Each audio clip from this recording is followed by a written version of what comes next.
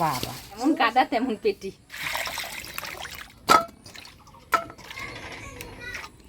মাছটা হলুদ লবণ দিয়ে মাখা নিলাম, এবার কচুটা কাটে নেব।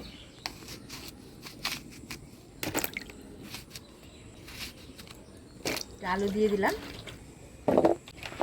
আমি অল্প তেল দিয়ে কয়েকটা গোটা এলাচ আর অল্প জিরা ভেজে নেব। ঝোল নামানোর আগে বাইটে দিয়ে নামাবো।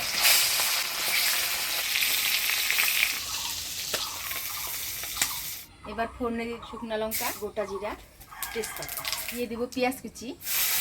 পেঁয়াজটা ফোড়নের তেলে লাল লাল করে ভেজে নিলাম। এবার কাটিয়ে রাখা কচু আর আলু দিয়ে দিই, লবণ, লঙ্কা, ধইনা, আদা বাটা।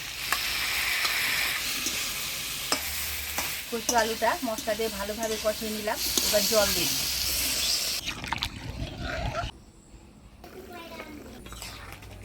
ঝোল জাল হয়ে গেছে, এবার ভাজে রাখা মাছগুলো দিয়ে দিই। এর উপরে দিয়ে দিলাম। এবার 1 মিনিট ঢাকা দিয়ে দিই। ছোলা কচু দিয়ে কাতলা মাছের ঝোল হয়ে গেছে।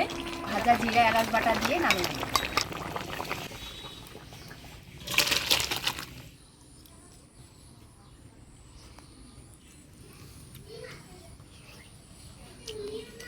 টেস্ট আছে মাছ, বড় মাছ না।